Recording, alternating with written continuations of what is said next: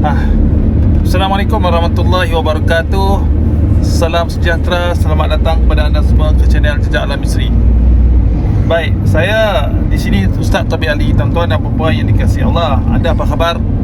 Saya dalam perjalanan pulang selepas selesai program gemblengan super spiritual di Tok Aman Bali Resort di Kelantan. Sekarang ni dalam perjalanan balik ke Ipoh. Alhamdulillah, program gemblengan super spiritual khas Pantai Timur telah berjalan dengan lancar sekali. Ada banyak kenangan-kenangan, peristiwa-peristiwa yang berlaku. Di samping pengisian program yang dibuat ke atas para peserta pada malam kedua, ada satu peristiwa yang menarik saya nak kongsikan dengan anda semua. Pada malam kedua, tuan-tuan dan puan-puan, semasa kami dalam waktu rehat selepas daripada penyampaian kuliah pengajian keilmuan, jadi kami semua berehat. Dan ketika saya dan dua orang murid berehat di dalam sebuah bilik, yang di mana bilik tersebut kita jadikan sebagai bilik kuliah kita lah. Jadi tiba-tiba saja kami nampak ada satu keribat hitam keribat hitam yang melintasi daripada arah pintu sliding door yang menghadap arah tasik, di mana lembaga hitam itu terbang melintasi bumbung ataupun melintasi shielding bilik, lalu dia menuju ke bilik air. Jadi saya agak terkejut kerana saya ingat mungkin ada unggas atau apa-apa haiwan lah yang seperti burung yang tersesat masuk ke dalam bilik, lalu menyebabkan wujudnya bayang-bayang besar tersebut. Agak besar bayang-bayang tu menutupi shielding bilik. Dia bergerak dari selinder sampai menuju ke bilik air. Jadi saya pun secara leluconnya, secara jenakanya, saya bercakap kepada murid saya, benda apa pula ni yang datang ni. Jadi saya tidaklah merasa takut ataupun murid saya merasa takut dengan situasi tersebut, kerana kami pun sedang mengejar waktu untuk menunaikan solat maghrib. Jadi saya pun masuk ke dalam bilik air. Masa saya masuk ke dalam bilik air tersebut, lampu bilik air tiba-tiba berkelip beberapa kali lalu terpadam. Jadi saya agak terkejut juga, dan saya dapat merasai ada sesuatu yang merangkak pada shielding bilik air.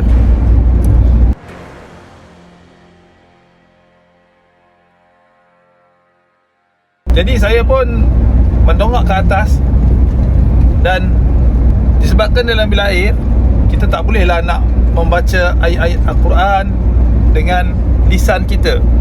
Sebaliknya saya hanya mengucapkan kalimah takbir di dalam hati.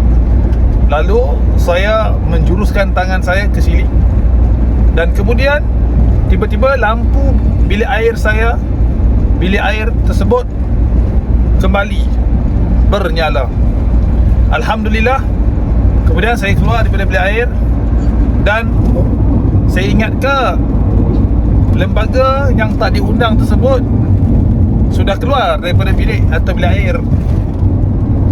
Namun demikian, beberapa saat kemudian, seluruh lampu yang ada di dalam bilik penginapan tersebut telah berkelip-kelip sebelum terpadam beberapa saat. Lalu saya fikirkan ini adalah satu cubaan satu cubaan gangguan daripada entiti yang tak dikenal pasti. Jadi saya pun bertafakur, saya mohon petunjuk daripada Allah, dan saya lihat makhluk ini seperti burung burung yang berbulu, berkuku panjang, mempunyai muncung yang besar, yang boleh terbang di udara. Jadi saya cubalah mengesan daripada mana datang ni. Adakah dia datang ni daripada alam gaib yang berada berhampiran dengan resort Tok Aman Bali tersebut. Kerana sebutkan resort Tok Aman Bali ini, di sebelahnya adalah tasik, manakala di satu bahagian lagi di sisinya adalah laut. Jadi tak mustahil kalau di kawasan yang sedemikian terdapat entiti atau lembaga-lembaga yang ataupun makhluk-makhluk gaib yang duduk di kawasan sekitar tersebut. Jadi kemudian tak berapa lama kemudian, selepas saya menunaikan solat bersama dengan murid-murid saya, kami pun meneruskan pengajian. Yang peserta lain-lain daripada bilik yang lain-lain pun turut masuk ke dalam bilik yang saya jadikan bilik kuliah tersebut. Jadi mereka pun ada mengatakan bahawa terdapat berlaku di mana lampu bilik mereka berkali-kali. Dan saya telah mengambil keputusan pada malam semalam untuk saya mengisi program seterusnya itu adalah dengan sesi rawatan. Sesi rawatan terhadap murid-murid saya. Jadi murid-murid saya ni pertama kali saya jumpa. Jadi saya tak tahulah mereka ni ada masalah saka ke, sihir ke. Jadi pada masa sama, okey juga kalau saya buat sesi rawatan. Jadi murid-murid yang lain dapat belajar bagaimana step yang saya lakukan untuk saya buat rawatan. Jadi Alhamdulillah, sewaktu proses rawatan tersebut dilakukan, salah seorang murid saya yang sebelum ini juga dia juga merawat, tetapi dia merawat ini dia tidak mempunyai ilmu yang dia belajar secara bersana atau berguru. Sebaliknya dia beritahu kepada saya, salah seorang murid ni, ilmu yang diperolehinya adalah secara ilham, secara ilham lah yang datang kepada dia. Dan bila saya korek-korek tuan-tuan, barulah murid saya ni dia nak beritahu saya bahawa sebelum ni dia pernah belajar juga sebenarnya. Jadi ilmu apa? Ilmu gerak, ibarat begitulah. Jadi perbahasan tentang ilmu gerak ni panjang. Kalau kita nak mengatakan semua ilmu gerak ni sesat, ada jin, itu terlalu subjektif. Tapi apa yang dipelajari oleh murid saya ini sudah pasti bukan ilmu gerak rohaniah yang sebenar-benarnya, tetapi dia adalah ilmu gerak yang berpaksikan kepada kadam jin. Jadi saya, sewaktu saya melakukan rawatan kat murid saya ni, dia telah membuka gerak silat tuan-tuan. Dia telah membuka gerak silat, lalu dia cuba untuk menyerang dan menjurus saya. Tapi Alhamdulillah, serangan yang dilakukannya itu tak kena, dan aura ataupun energi yang cuba ditembakkan pada saya itu Alhamdulillah tidak memberi kesan kepada diri saya. Allah yang Maha melindungi, Allah Al-Hafiz, Allah yang Maha melindungi. Jadi saya telah melakukan rawatan dan meminta kepada Allah Subhanahu Wa Taala dengan berwasilahkan Rasulullah SAW dan para awliya dan ahli bait Nabi SAW untuk menarik semua gangguan yang ada pada murid saya ini. Yang mana gangguan ini sangat halus Sebab apa saya kata halus? Sebab dia boleh merawat orang dengan menggunakan ayat-ayat ru'yah. Dia boleh merawat kekeh sihir. Rupa-rupanya dia berpunca daripada bimbingan khadam jin tersebut. Jadi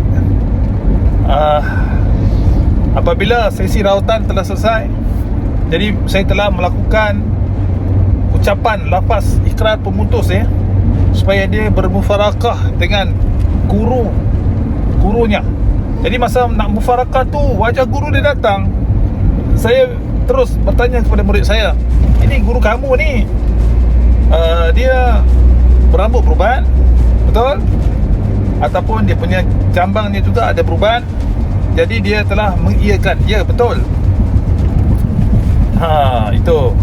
Jadi saya telah mengatakan sukma ini dalam konteks ilmu spiritual, sukma atau rawan ataupun semangat gurunya ini telah datang menjengah sesi rawatan atau sesi nak buat pemutusan lafaz pemutus tersebut. Dan dia marah lah. Di dalam batin tu dia marah pada saya. Sukma gurunya ini telah menunjukkan gerak-gerak silat seperti nak menjurus saya dengan lawi. Lawi, satu senjata orang Melayu kita.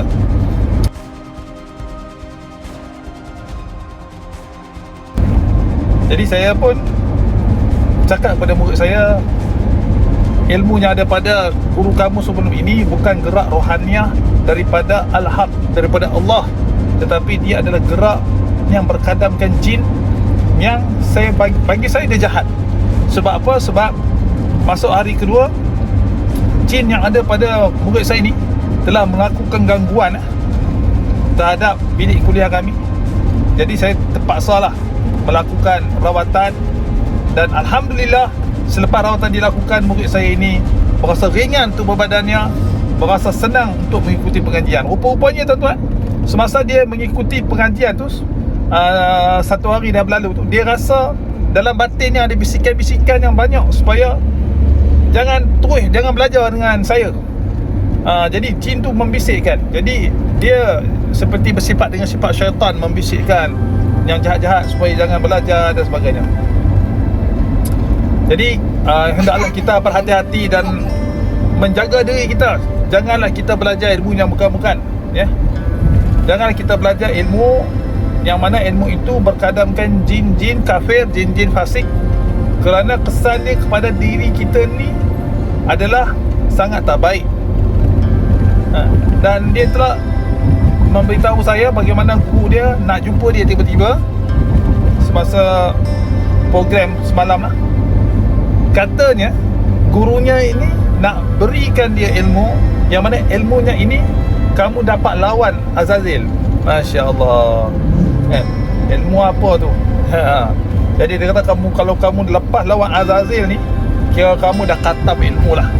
Jadi tuan-tuan, walaupun saya ni seorang yang beramal dengan ilmu kebatinan, tetapi aliran yang saya bawa adalah aliran hak, ilmu yang tidak berkadamkan jin kafir, jin yang fasik, tetapi dia adalah gerak daripada roh kita yang Allah telah kurniakan pada setiap diri kita. Cumanya anda haruslah mempunyai guru yang benar, guru yang bersanad. Kalau guru saya guru yang bersanad, guru yang makrifat billah, tergolong daripada golongan arif billah, barulah pengamalan atau penurunan ilmu itu tidaklah diturunkan sekali dengan jin-jin yang tidak dapat dikenal pasti.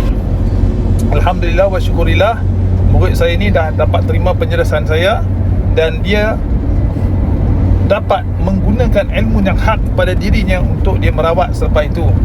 Dan dia rasa bisikan-bisikan yang sebelum ini menghantuinya, kan, serangan-serangan yang datang padanya, kadang-kadang dia rasa pelik, kan? Dia menggunakan ilmu daripada gurunya tersebut yang berkhadamkan jin ini.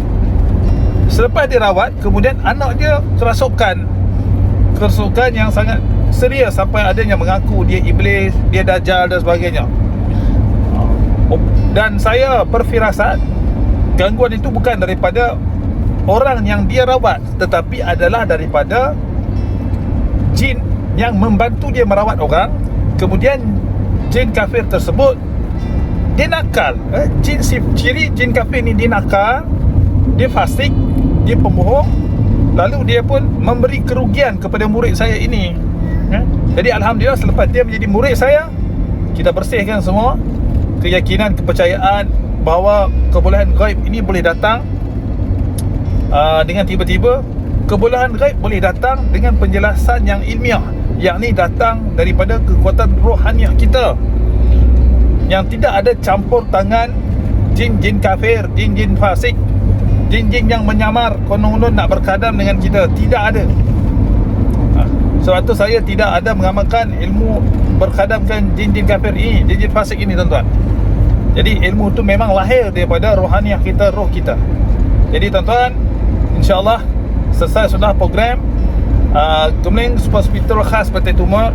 Nampaknya bukan saja kita boleh mengajar, saya boleh mengajar, menurunkan ilmu yang hak kepada murid-murid saya, malahan juga mereka juga dapat membedah batin mereka, melihat kalau mereka terambil apa-apa ilmu yang batil yang Allah tak redai.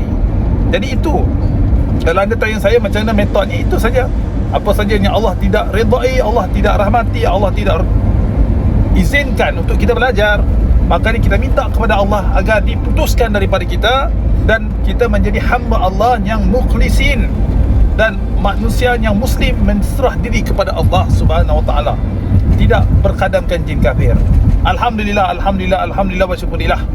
InsyaAllah kalau ada masa saya akan kongsikan, mungkin kalau dapat izin daripada Tuan Empunya Badan, saya akan kongsikan sedikit lah tentang video bagaimana saya merawat murid saya tersebut secara ringkas, insyaAllah. Terima kasih bagi anda yang nak mengikuti program Gemblengan Super Spiritual, bukan saja untuk menjadi perawat, tapi juga untuk membedah diri kita secara fokus, secara khusus dan secara santai juga. 3 hari 2 malam di Gunung Jerai, yang terdekat di Gunung Jerai pada 15 Jun 15, 16, 17. Jadi cepat-cepat daftar. Kalau anda suami isteri, boleh daftar suami isteri. Kalau ada yang banyak mengalami gangguan-gangguan sihir sebelum ni, dah pergi berubat merata dah semua, boleh anda hadiri program saya. Saya jamin program saya ni tidak ada melibatkan perkara-perkara yang pelik, perkara-perkara yang tak dapat dijelaskan. Semuanya apa yang kita ajarkan itu sesuai dengan syariat, sesuai dengan panduan ulama-ulama, ilmu hikmah.